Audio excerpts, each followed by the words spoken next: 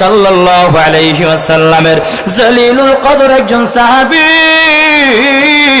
হযরত জাবের রাদিয়াল্লাহু তাআলা আনহু আমার নবীজির কাছে চলে গেছে।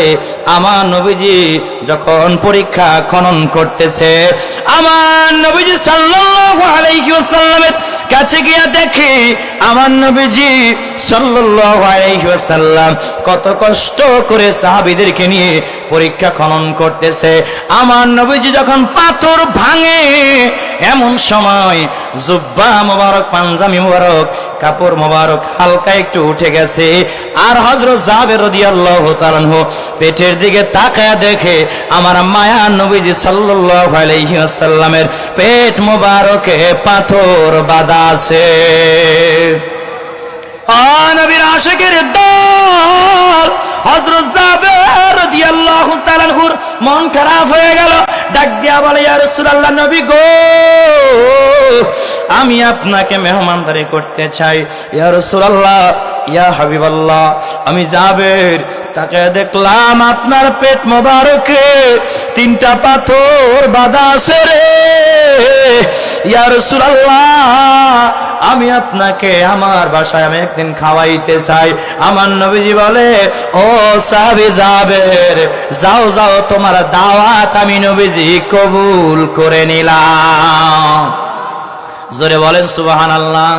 জাবের রাদিয়াল্লাহু তাআলা আনহু দৌড়াইয়া বাড়িতে চলে গেছে।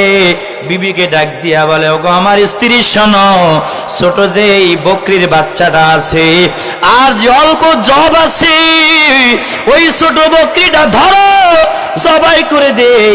আর ওই যে জব আছে, এই জব দিয়ে কয়টা রুটি হবে? স্ত্রী ডাক দিয়া বলে, স্বামী রে, এই জব দিয়ে অতি জোরে 10 থেকে 15টা রুটি হবে, এর বেশি রুটি হবে না। হযরত জাবের রাদিয়াল্লাহু তাআলা আনহু স্ত্রীকে ডাক দিয়া বলে, ওগো আমার স্ত্রী, শোনো, নবীজি সাল্লাল্লাহু আলাইহি ওয়াসাল্লামকে আমি দাওয়াত দিয়েছি আমার বাড়িতে। নবীজি আজকে নবীজির নুরানি কদম মোবারক ফেলবে, নবীজি পদার্পণ করবে। ওগো আমার স্ত্রী, ওই ছোট বকরি বাচ্চাটা ধরো, আর যে জব আছে খামি মারো, রুটি বানাও। জোরে বলেন না সুবহানাল্লাহ। কাকে বলে নবীজির ভালোবাসা? একটু পরে আরো ক্লিয়ার হয়ে যাবেন। হযরত জাবের রাদিয়াল্লাহু তাআলা আনহু আমার নবীজির কাছে আবার চলে গেছে, গিয়া বলে, ইয়া রাসূলুল্লাহ, ইয়া হাবিবাল্লাহ, নবী গো, ইয়া রাসূলুল্লাহ, কয়জন কাকে কাকে নিয়া আপনি আমার বাসায় খানা খাইতে যাবেন? আমার নবীজি বলে, ও জাবের, তুমি কয়জনের খানার ব্যবস্থা করেছো?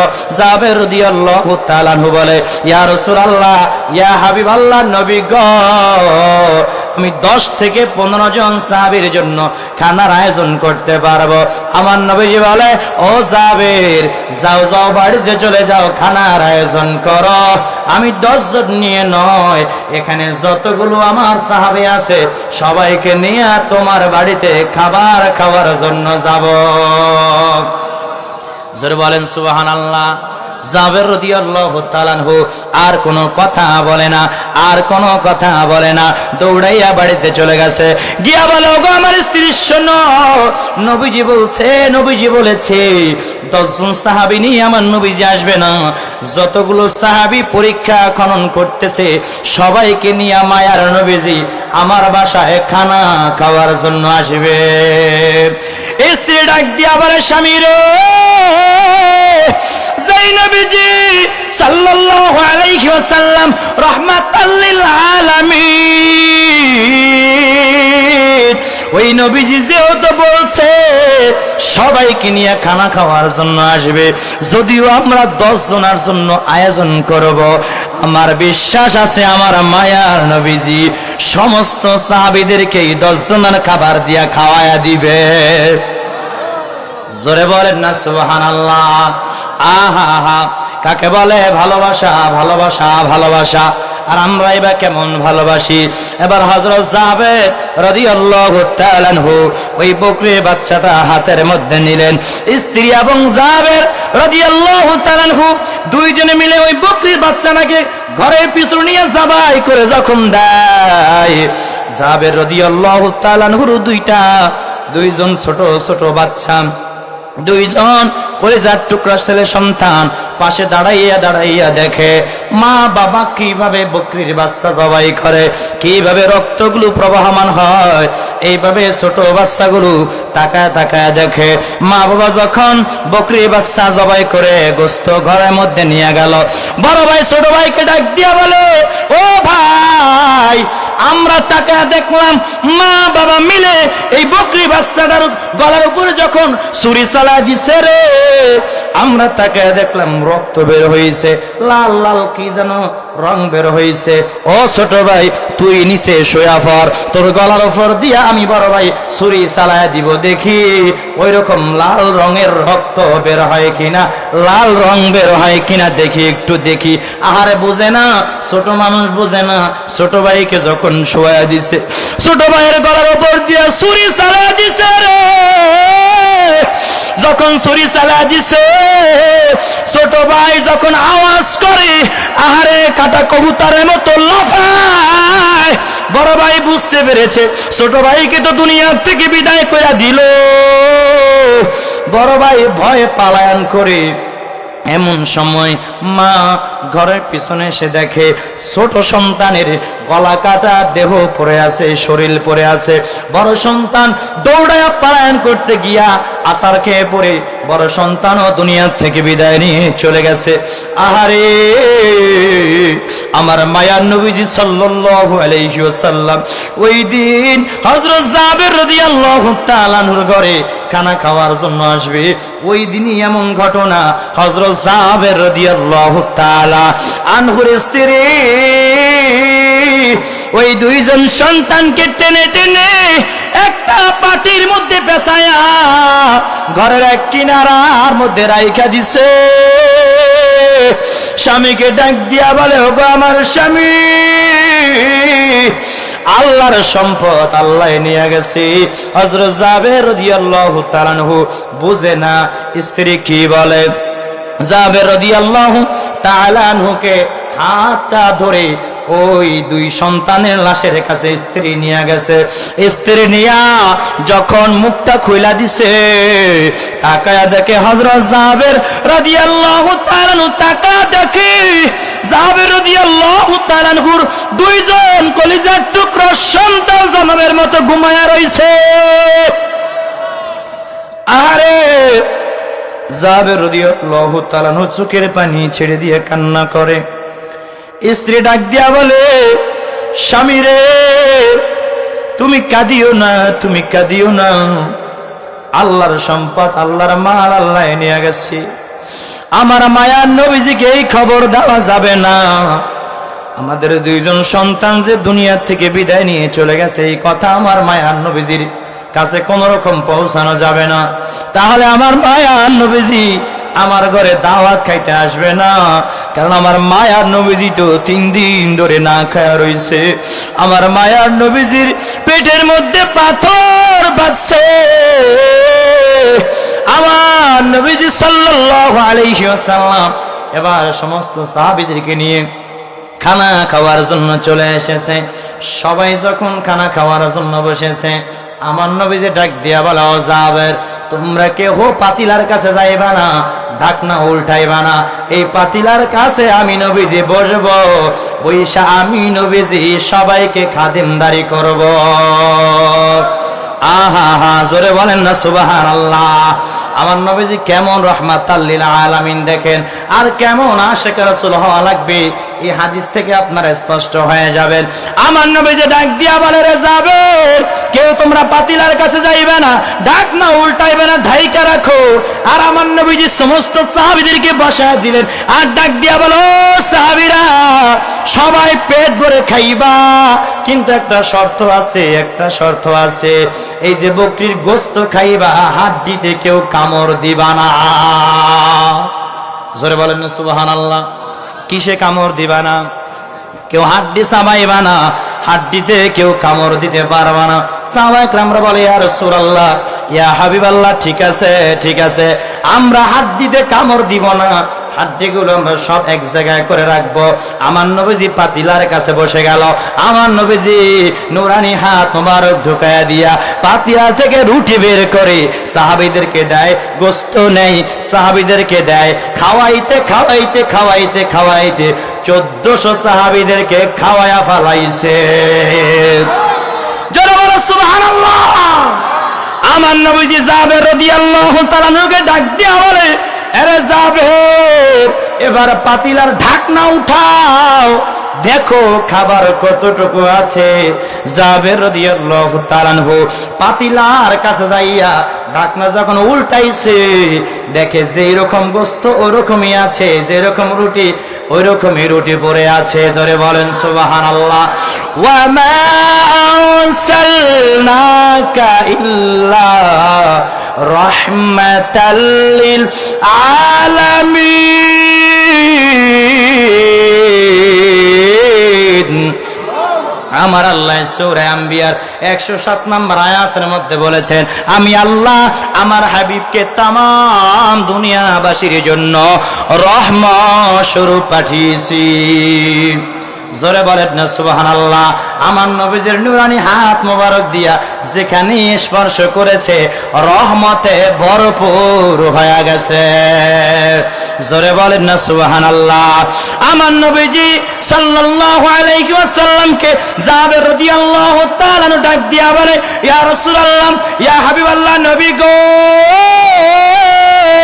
আল্লাহর কসম করে বলি, আমরা যেই কয়টা রুটি বানাইছিলাম, যতটুকু গোস্ত রান্না করেছিলাম, গোস্তের মতন গোস্ত আছে, রুটির মতো রুটি আছে, এক টুকরা গোস্ত কমে নাই, রুটিও কমে নাই। জোরে বলেন সুবহানাল্লাহ। আমার নবীজি বলে, ও জাবের, এখন আর কে কে খানা বাকি আছে? জাবের রাদিয়াল্লাহু তাআলা বলে, ইয়া রাসূলুল্লাহ, ইয়া হাবিবাল্লাহ, আপনি আছেন, আমি আছি, আর আমার স্ত্রী আছে, আর কেউ নাই। আমার মায়ার নবীজি ডাক দিয়া বলে, রে জাবের, তোমার 2 জন সন্তান কোথায় গেল? জানিয়ে দিয়েছে কে? জোরে বলেন কে? আমরা সব সময় বলি আমার নবীজি গায়েবের খবর জানতেন, যতটুকু আমার আল্লাহ জানাইছে ততটুকুই জানতো। জোরে বলেন ঠিক কিনা? এটাই হলো আহলে সুন্নাত ওয়াল জামাতের আকীদা, ঠিক না বে ঠিক? ও নবীর আশিকের দল, আমার মায়া নবীজি ডাক দিয়া বলে, রে জাবের রে, তোমার 2 জন সন্তান কই? জাবের রাদিয়াল্লাহু তাআলা আনহু ডাক দিয়া বলে, ইয়া রাসূলুল্লাহ, ইয়া হাবিবাল্লাহ, আমার 2 জন সন্তান বাহিরে খেলার জন্য গেছে। ইয়া রাসূলুল্লাহ, তারা পরে খেয়ে নেবে, আপনি খেয়ে নেন ইয়া রাসূলুল্লাহ। আমার নবীজি বলে, না না না, ও জাবের, তোমার সন্তান যতক্ষণ পর্যন্ত আমার সামনে না বসবে, আমি নবীজি এক টুকরা গোস্ত আমি খাইতে পারবো না। জোরে বলেন না সুবহানাল্লাহ। আর একটু জোরে বলা যাবে কি সুবহানাল্লাহ?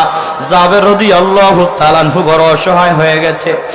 আরে জাবের রাদিয়াল্লাহু তাআলা আনহুর স্ত্রী সহ্য করতে পারে না, পর্দার আড়ালে দাঁড়ায় দাঁড়ায় চোখের পানি ছেড়ে দিয়া কাঁদি, আর ডাক দিয়া বলে, ইয়া রাসূলুল্লাহ, নবী গো, আপনি বারবার বলেন আমার সন্তান কোথায়? আমি মা সহ্য করতে পারি না। ইয়া রাসূলুল্লাহ, ইয়া হাবিবাল্লাহ, নবী গো, আমার 2 জন সন্তানকে আপনি বারবার ডাকে, আমার 2 জন সন্তান দুনিয়ায় নাই, দুনিয়ায় নয়, আমার 2 জন সন্তান দুনিয়া থেকে বিদায় নিয়ে চলে গেছে ইয়া রাসূলুল্লাহ।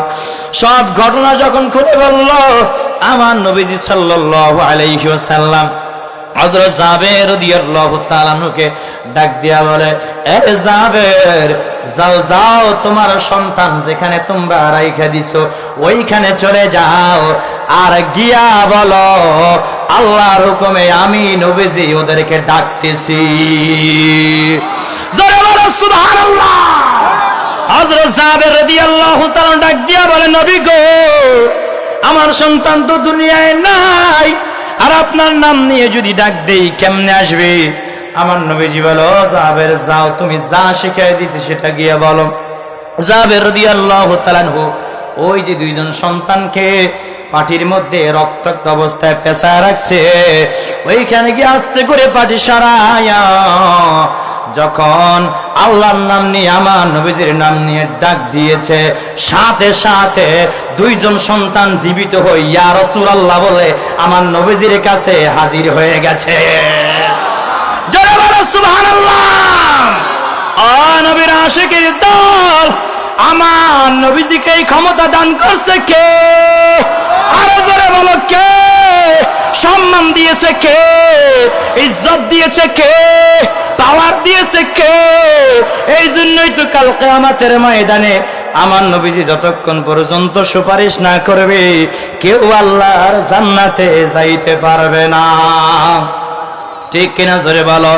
এবার জাবের রাদিয়াল্লাহু তাআলা দুইজন সন্তান আমার নবীজি সাল্লাল্লাহু আলাইহি ওয়াসাল্লামের সামনে এসেছে, এসে বলে, ইয়া রাসূলুল্লাহ, ইয়া হাবিবাল্লাহ, ইয়া রাসূলুল্লাহ, ইয়া হাবিবাল্লাহ, আপনাকে দেখতে বড় মন চায়, আর আপনি আমাদের সামনে চলে এসেছেন। আমার নবীজি বলে, ও বাবা, তোমাদের কি অবস্থা, কি হয়েছিল? সব ঘটনা যখন করে বলল, আমার নবীজি বলো, বাবারা শোনো, তোমরা কি চাও, কি চাও? বলে, ইয়া রাসূলুল্লাহ, ইয়া হাবিবাল্লাহ, আমরা কিছু চাই না, ওই যে ছোট বকরির বাচ্চাটা জবাই করে দেওয়া হয়েছে, ইয়া রাসূলুল্লাহ, ওই বকরির বাচ্চাটা আমরা চাই। জোরে বলেন সুবহানাল্লাহ। ওই যে হাড্ডিতে কামড় দিতে মানা করেছিল, মনে আসেনি? সাহাবীরা কেউ কিন্তু হাড্ডিতে কামড় দেয় নাই, সব হাড্ডিগুলো এক জায়গায় রাইখা দিছে। সব হাড্ডিগুলো যে এখানে রেখেছে, আমার নবীজি বিসমিল্লাহ বলে, আল্লাহর নামের উপরে যখন বিসমিল্লাহ বলে, আমার মায়ার নবীজির নূরানি হাত মুবারক দিয়া হাড্ডির উপরে এইভাবে যখন আস্তে করে মালিশ করেছে, সাথে সাথে বকরির বাচ্চাটা আবার জীবিত হয়ে গেছে। জোরে বলেন না সুবহানাল্লাহ। ইচ্ছে জাগে আমাদের যেতে মদিনায়, ইচ্ছে মুখেতে সোনালি রোজা, ইচ্ছে জাগে চুমুখেতে, ইচ্ছে জাগে আমাদের না, ইচ্ছে জাগে চুমুখেতে সোনালি রোজায়, ইচ্ছে জাগে খেতে নূরানি পর্দায়। নবীজিকে ভালোবাসা লাগবে, ভালোবাসা লাগবে। আমার নবীজি বলে, মান আহাব্বা সুন্নাতি ফাকাদ আহাব্বানি ওয়া মান আহাব্বানি কানা মাই ফিল জান্নাহ, আও কামা ক্বালা নবিয়্যু সাল্লাম।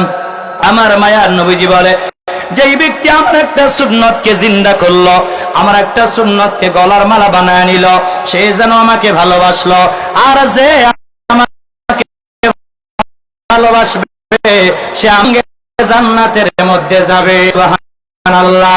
শুধু তাই নয়, আমার নবীজি, আইয়ুমিনু আহাদুকুম হাত্তা আকুনা হাব্বা ইলাইহি মিন ওয়ালিদিহি ওয়া ওয়ালাদিহি ওয়ান নাসি আজমাইন।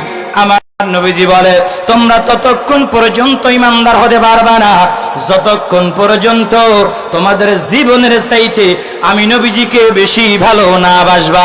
সাহাবীরা বলে, ইয়া রাসূলুল্লাহ, ইয়া হাবিবাল্লাহ, আল্লাহর কসম করে বলি, আমাদের জীবনের চাইতেও আপনি মায়া নবীজিকে বেশি ভালোবাসি। জোরে বলেন না সুবহানাল্লাহ।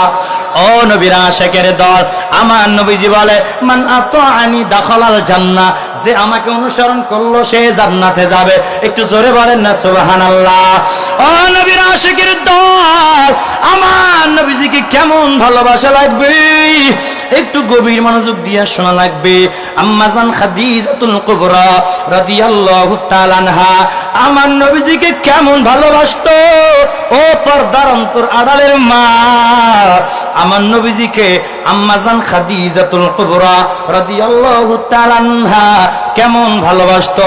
স্বামী হিসাবেও জান দিয়া ভালোবাসতো, নবী হিসাবেও জান দিয়া ভালোবাসতো।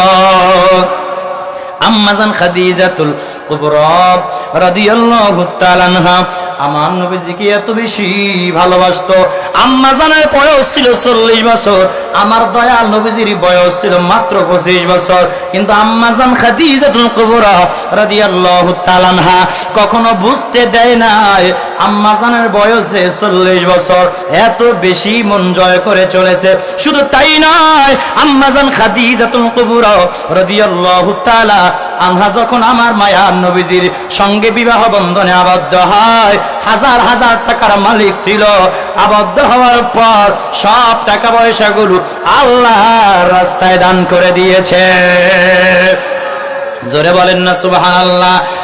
যে আম্মাজান খাদিজাতুল কুবরা রাদিয়াল্লাহু তাআলা আনহা একটা জামা কখনো দ্বিতীয়বার পরে নাই, ওই আম্মাজান আমার নবীজি সাল্লাল্লাহু আলাইহি ওয়াসাল্লামের সঙ্গে বিবাহ বন্ধনে আবদ্ধ হওয়ার পর একটা জামা তালি দিয়া দিয়া গায়ে দিছে।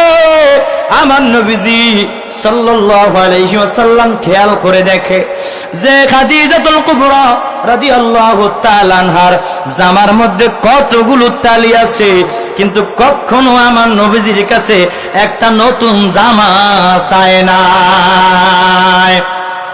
জোরে বলেন সুবহানাল্লাহ। আহা হা, কাকে বলে ভালোবাসা, ভালোবাসা, ভালোবাসা। আর আমগো বউরা যদি ঈদের সময় যদি মার্কেটিং করে না দেন, জামাইয়ের ঘরে পুরা আগুন ধরায় দিব চিল্লাইতে চিল্লাইতে। জোরে বলেন ঠিক কিনা? এ জোরে কোন ঠিক কিনা? কয় জামা দিলি না কা, তোরে এক তালাক দিয়া বাপের বাড়ি গেলাম। এরকম বাংলাদেশে ঘটনা আছে না নাই? সবাই না কিছু কিছু, ঠিক কিনা? জোরে বলেন। চাচায় যাই কই টান উঠছে নাকি গাঞ্জার? ও নবীর আশিকের দল, আম্মাজান খাদিজাতুল কুবরা রাদিয়াল্লাহু তাআলা আনহা আমার নবীজিকে এত বেশি ভালোবাসতো, ভালোবাসতো, ভালোবাসতো।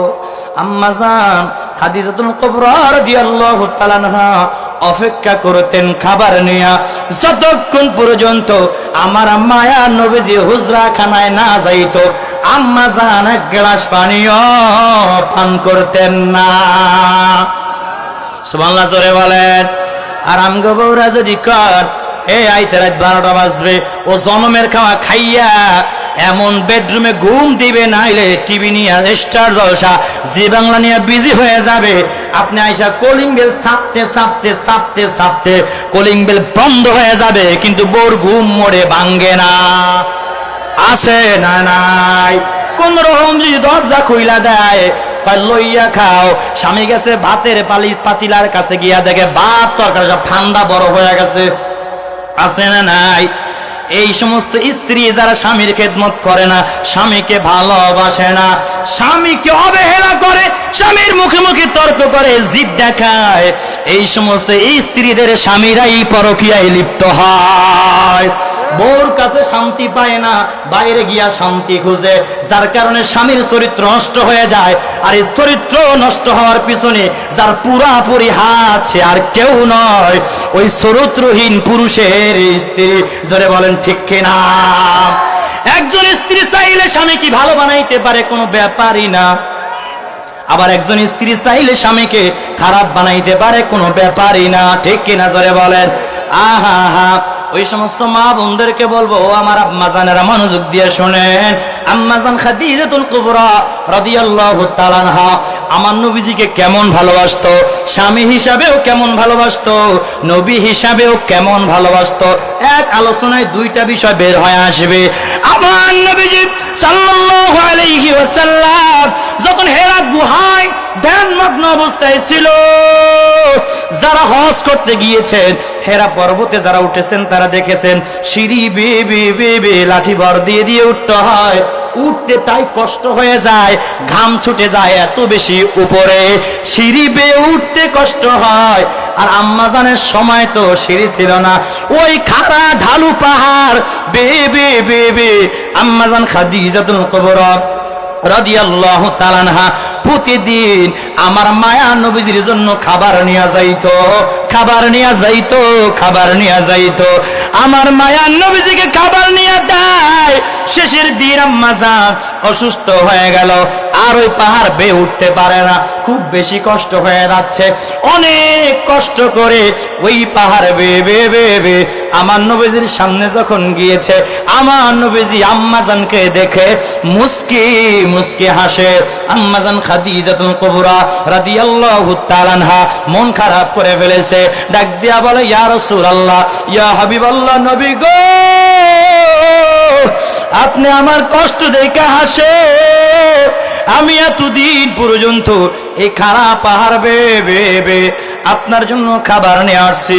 ইয়া রাসূলুল্লাহ, এত বেশি কষ্ট হয় নাই, আজকে যত বেশি আমার কষ্ট হয়েছে, আর আমার কষ্ট দেখা আপনি মুস্কি মুস্কি হাসেন। আমার নবীজি সাল্লাল্লাহু আলাইহি ওয়াসাল্লাম ডাক দিয়া বলে, ও খাদিজা, আমি তোমার কষ্ট দেখে হাসি নাই রে, তুমি যে আমাকে এত বেশি ভালোবাসো ভালোবাসো ভালোবাসো, আল্লাহ তোমার উপরে এত বেশি খুশি হয়ে গেছে, আল্লাহর সে আজিম থেকে তোমাকে সালাম দিয়া দিছে। জোরে বলেন না সুবহানাল্লাহ, আর জোরে বলেন না সুবহানাল্লাহ। ও নবীর আশিকের দল, কেমন ভালোবাসা লাগবে, কেমন ভালোবাসা লাগবে। সাহাবীরা যেইভাবে আমার মায়ার নবীজিকে ভালোবাসতো, আমাদেরকেও সেইভাবে ভালোবাসা লাগবে কি লাগবে না? জোরে কোন লাগবে কি লাগবে না? হযরত তালহা রাদিয়াল্লাহু তাআলা আনহুর ঘটনা যদি বলি, আপনারা আরো ক্লিয়ার হয়ে যাবেন। হযরত তালহা রাদিয়াল্লাহু তাআলা আনহু আমার মায়া নবীজির জলিলুল কদর একজন সাহাবী, উহুদের ময়দানে চলে গেছে। উহুদের ময়দানে যখন যুদ্ধের দামামা বেজে গেল, ওই উহুদের ময়দানে সবচাইতে আমার নবীজি বেশি কষ্ট পেয়েছে। আমার নবীজির মাথা মুবারকে লোহার মুকুট ভেঙ্গে ঢুকে গিয়েছিল, দুইটা দমদম মুবারক শহীদ হয়ে গিয়েছিল। হযরত তালহা রাদিয়াল্লাহু তাআলা আনহু দূর থেকে দেখা দৌড় মাইরা আমার নবীজির সামনে দাঁড়া গেছি। বেঈমানদেরকে ডাক দিয়া বলে, বেঈমানের দল, তোদের যত তীর আছে আমি তালহার বুকের মধ্যে নিক্ষেপ কর। আমি তালহা যতক্ষণ পর্যন্ত উহুদের ময়দানে বেঁচে থাকবো, আমার মায়া নবীজির শরীর মোবারকে আর একটা তীরের আঘাত লাগতে দেব না। জোরে বলেন না সুবহানাল্লাহ। কাকে বলে ভালোবাসা? হযরত তালহা রাদিয়াল্লাহু তাআলা আনহুর পিঠের মধ্যে বেঈমানরা যখন তীর নিক্ষেপ করে, ওই তীর এসে যখন পিঠের মধ্যে ঢুকে, হযরত তালহা রাদিয়াল্লাহু তাআলা আনহু আমার মায়া নবীজির নূরানি চেহারা মোবারকের দিকে তাকায়া একটা মুস্কি একটা হাসি দেয়, আর একটা তীর এসে ঢুকে আমার মায়া নবীজির চেহারা মোবারকের দিকে তাকায়া মুস্কি একটা হাসি দেয়, আর আমার নবীজিকে ঠেলে ঠেলে পাহাড় উপরে উঠায়। আরে তালহা রাদিয়াল্লাহু তাআলা আনহু পিঠটা ঝাঁঝরা ঝাঁঝরা হয়ে গেছে, আর আমার নবীজিকে ডাক দিয়া বলে, ইয়া রাসূলুল্লাহ, নবী গো, আপনার কোনো ভয় নাই গো নবী, আমি তালহা যতক্ষণ পর্যন্ত বেঁচে আছি আপনার শরীর মোবারকে আর কোন তীর আঘাত আমি লাগতে দিব না। হযরত তালহা রাদিয়াল্লাহু তাআলা আনহুর পিঠে এসে তীর ঢুকে আর মুস্কি মুস্কি একটা হাসি দেয়।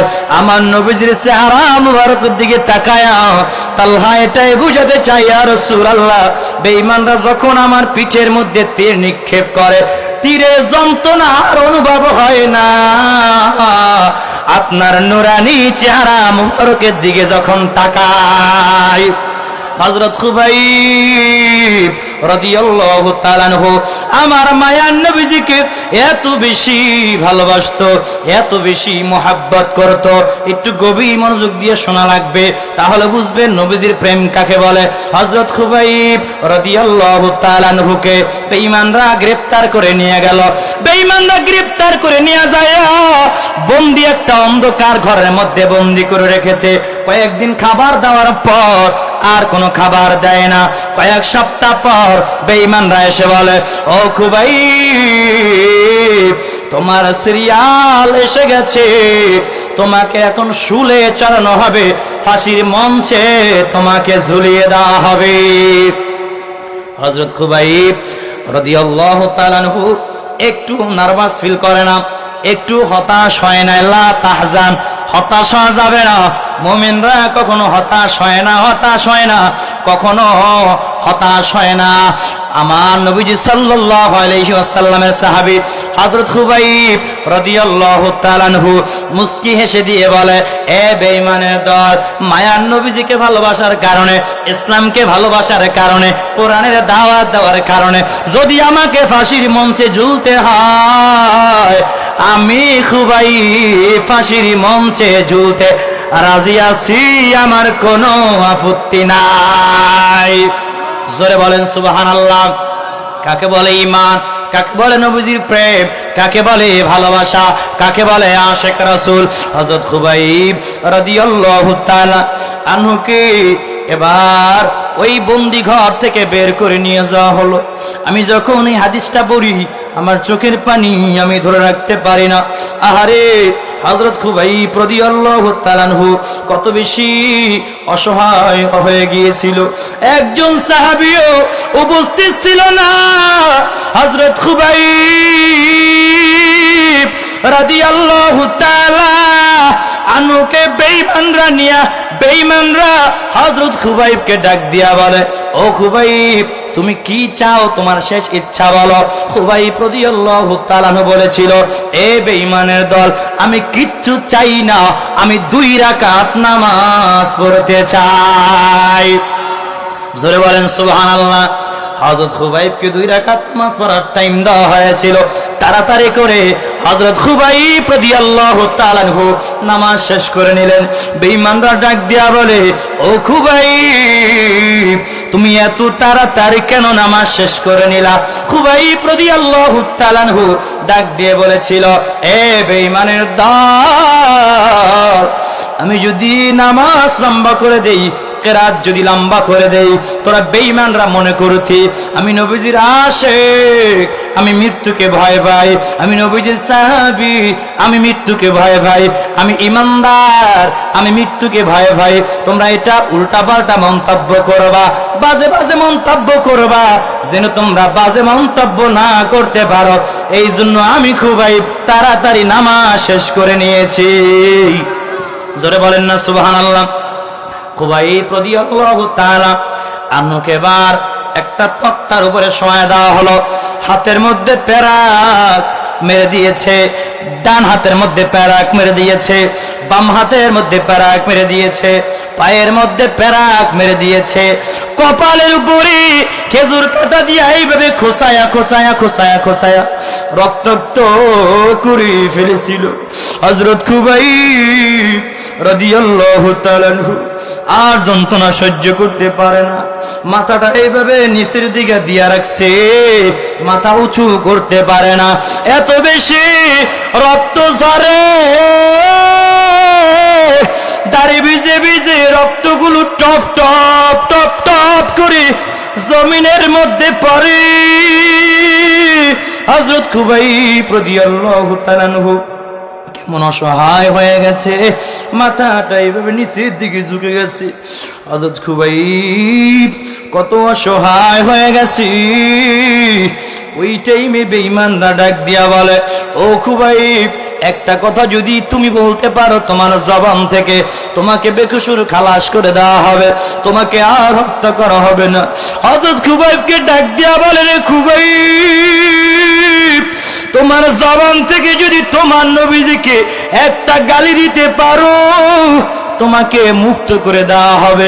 যেই খুবাইবের মাথা যন্ত্রণায় উঁচু করতে পারে না, ওই খুবাইব এই কথা শোনার পর মাথা উঁচু করে গর্জন দিয়ে বলেছিল, বাঘের মতন গর্জন দিয়ে বলেছিল, এ বেঈমানের দল, আমি খুবাইবকে যদি কেটে কেটে কেটে কেটে টুকরা টুকরা করে দেওয়া হয়, আমি খুবাইব আমার মায়ার নবীজিকে একটা গালি দিতে পারবো না। জোরে বলেন সুবহানাল্লাহ। বেঈমানের দল, আমার সামনে যদি আমার নবীজিকে নিয়ে যদি ব্যঙ্গ করো, আমার নবীজিকে যদি গালি দাও, আমি খুবই তোদের জিহ্বা টেনে ছেড়ে নেব। আল্লাহু আকবার। ইমানদার যারা ফাঁসির মঞ্চে দাঁড়িয়ে আল্লাহু আকবার স্লোগান দেয়, আশিক রাসূল যারা মৃত্যুর সম্মুখীন হয়েও আল্লাহর কথা ভুলে না, নবীজির প্রেম ভুলে যায় না, ফাঁসির মঞ্চে দাঁড়িয়ে ফাঁসিতে জ্বলে যাবে, বাতিলের কাছে মাথা নত করবে না। ঠিক কিনা? জোরে বলো ঠিক না ঠিক? মুসলমানদের ঈমান হবে মজবুত। লোহার বুটকে চিবিয়ে যেমন ফিসন করা যায় না, মুসলমানদের ঈমান তদ্রূপ ভাবে ফাঁসিতে ঝুলাইয়াও দুর্বল করা যায় না। ঠিক না বেটি? জোরে বলো, আরো জোরে বলো ঠিক কিনা? ও আমার মুসলমান ভাইয়ারা, এই জন্য বাতিলদের বিরুদ্ধে যারাই আমার নবীজির বিরুদ্ধে কথা বলবে, যারাই কোরআনের বিরুদ্ধে কথা বলবে, উলামায়ে একরামদের বিরুদ্ধে যারা কথা বলবে, হক্কানি পীর মাশায়েখদের বিরুদ্ধে যারা কথা বলবে, ওই সমস্ত বামপন্থীদের বিরুদ্ধে, ওই সমস্ত বাতিলদের বিরুদ্ধে যদি এখনো উলামায়ে একরামরা ডাক দেয়, হক্কানি পীর মাশায়েখরা ডাক দেয়, কে কে মাঠে নামতে রাজি আছো? ডান হাত তোলা লাগে দেখায় দাও।